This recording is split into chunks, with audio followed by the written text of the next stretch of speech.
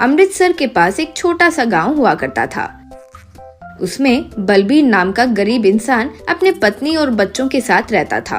बच्चों का नाम गुरुप्रीत और रकुल थे। दोनों स्कूल में अच्छे से पढ़ाई करते थे।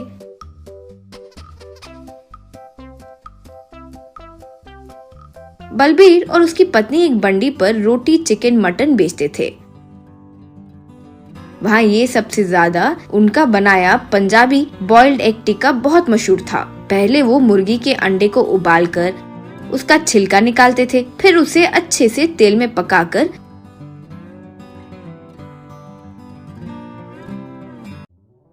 उसके ऊपर नमक, मसाला सब डालकर लोगों को देते थे।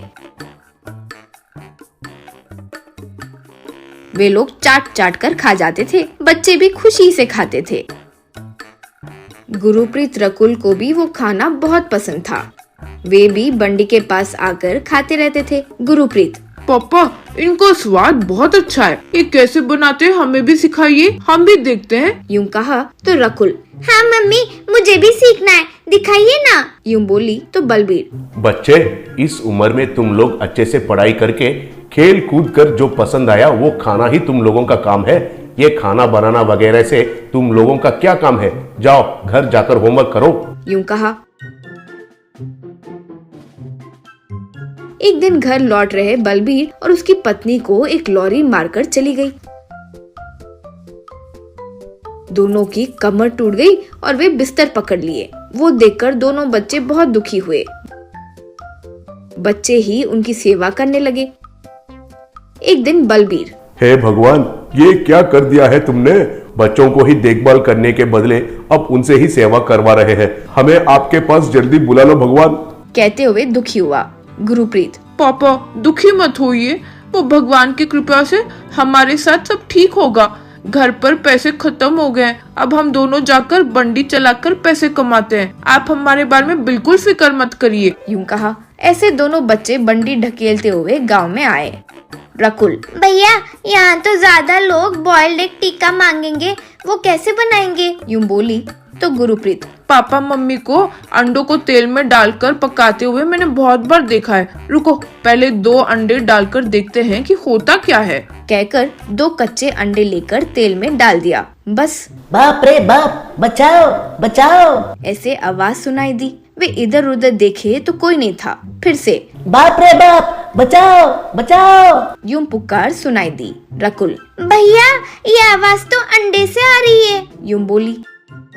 गुरुप्रीत तुरंत वो अंडों को बाहर निकालकर जमीन पर डाल दिया।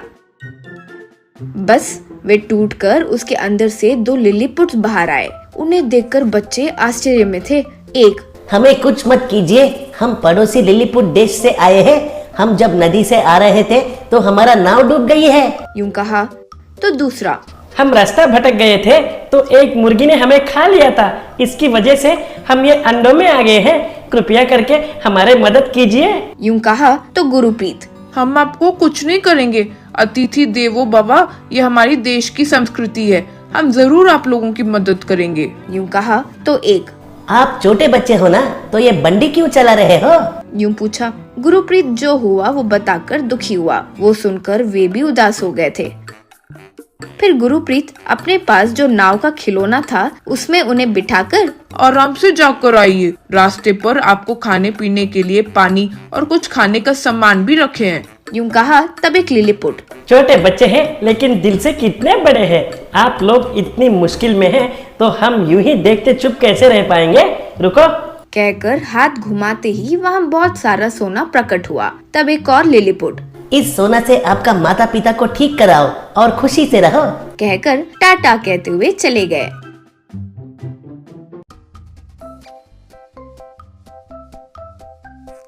दोनों बच्चे वो सोना लेकर घर लौटे।